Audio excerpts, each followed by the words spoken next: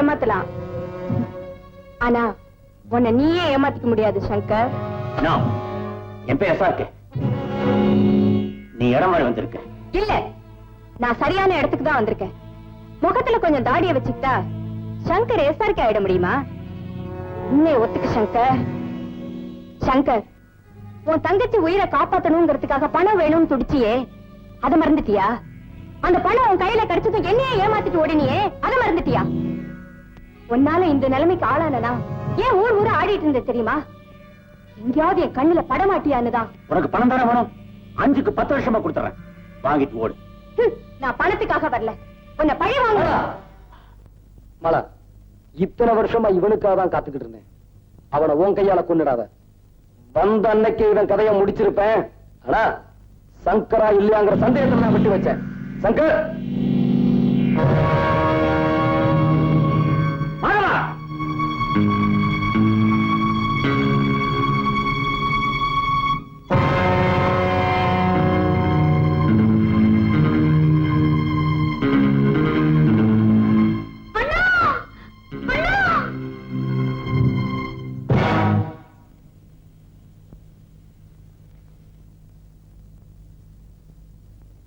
Blackmail பண்றதுக்கு நீதான் எனக்கு கத்து கொடுத்த. இப்போ உன் தங்கச்சியை வச்சு உன்ன நான் பிளாக்மெயில் பண்றேன். அப்படியே மரியாதை அந்த தடி பசங்களை வெளியே அனுப்பிட்டு கதவை சாத்து. இல்ல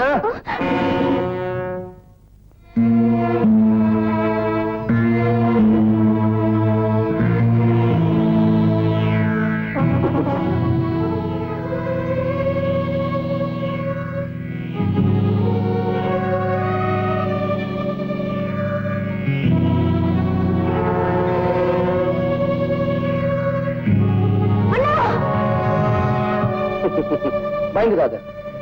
நீ என் மனைவியை கொலை பண்ண வந்தான், அதுக்காக நான் உன் தங்கச்சியை கொண்டுட மாட்டேன்.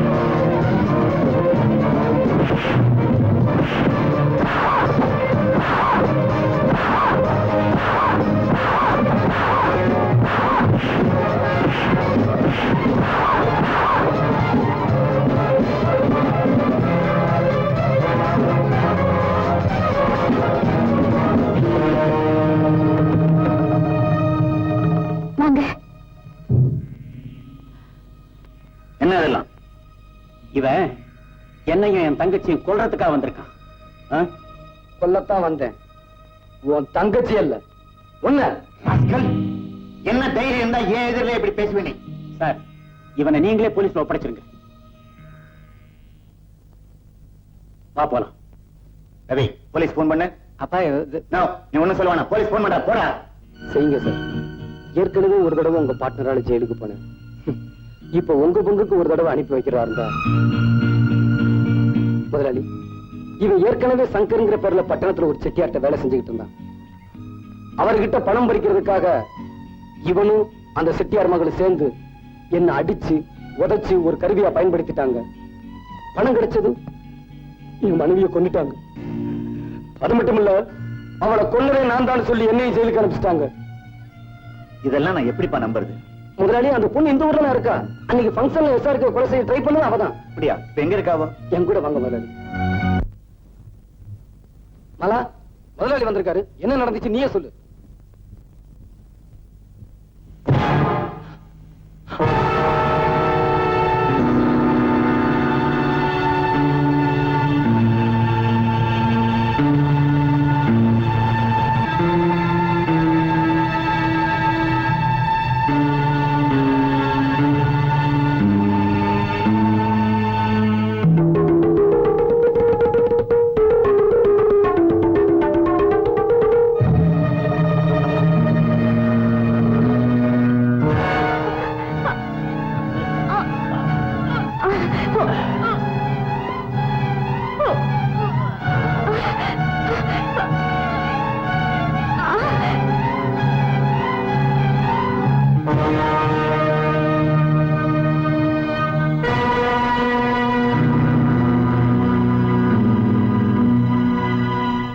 முதலாளி. புரியுதுப்பா. சார், அவனை போலீஸ்ல ஒப்படைச்சிட்டீங்களா? போலீஸ்ல ஒப்படைக்க வேண்டியது அவனே இல்ல, உன்னதான். என்ன சார் சொல்றீங்க? இதுக்கு என்ன சொல்றேன்? உன்னை பத்தி விஜய் சொன்ன போதெல்லாம் என்னால் நம்ப முடியல. ஆனா நீ இப்ப மாலாவை கொலை பண்ணிருக்க. உன்னை நான் சும்மா விட மாட்டேன்.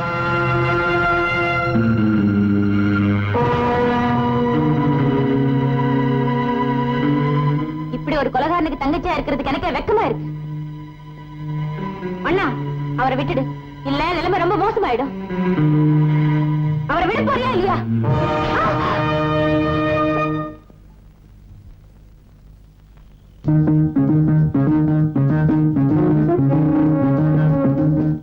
என்ன இந்த நேரத்துல ஓடி வரீங்க? விஜய், அப்பா என்ன வீட்டுக்கு வரல.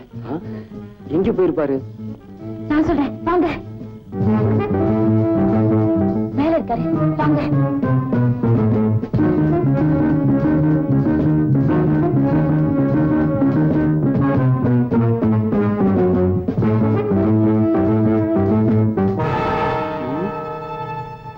எங்க? எங்க? இது சரியில்லை. முதலியார், நான் காந்தியோ புத்தனோ இல்லவே இல்லை. சந்தர்ப்பத்தினால் தவறு செய்யற சாதாரண மனுஷங்கள்ல நானும் ஒருத்தர். அதனால ஒன்னு ரெண்டு பேர் பாதிக்கப்பட்டிருக்கலாம். ஆனா ஒண்ணு, மனசால உங்களுக்கு நான் ஒரு சின்ன துரோகம் கூட நினைச்சது கிடையாது. அதனால எந்த நம்பிக்கையில என்ன நீங்க பார்ட்னரா சேர்த்துக்கிட்டீங்களோ அதே நம்பிக்கையில நாம ஃப்ரெண்ட்ஸாவே பிரிஞ்சிருவோம். என் பங்கு என்கிட்ட பிரிச்சு கொடுத்துருங்க. உங்களுக்கு எந்த விதமான தொந்தரவும் இல்லாம நான் எங்கேயாவது போய் செட்டில் ஆயிடுறேன். இத்தனை கொலைகளை பண்ணிட்டு பெரிய நாணயஸ்ட் மாதிரி பேசுறியா? முதல்ல உன்னை போலீஸ்ல புடிச்சு கொடுக்கறதா நான் முடிவு பண்ணிட்டேன். முதலையா, நீங்க முடிவு பண்ணிட்டீங்க. ஆனா உங்களை நான் முடிக்க விரும்பல. சார், முதலியாரை நீங்க தான் கடத்திட்டு வந்தீங்கன்னு எல்லாருக்கும் தெரிஞ்சு போச்சு. விஜயும் முதலியார் பையன் இங்க வந்துட்டு இருக்காங்க. ஏய், முதலியார் இப்ப சவப்பெட்டி மேல படுத்துட்டு இருக்காரு. அவரை அப்படியே உள்ள போட்டு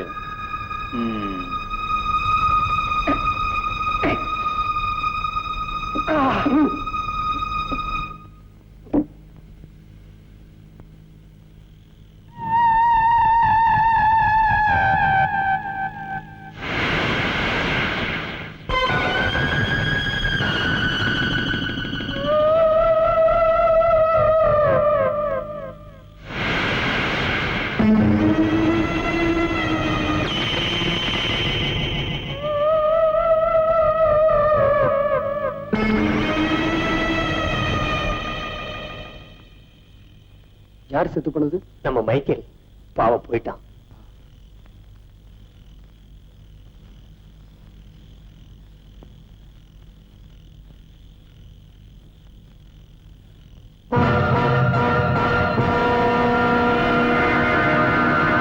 ரவி, நீங்க போங்க, நான் வரேன்.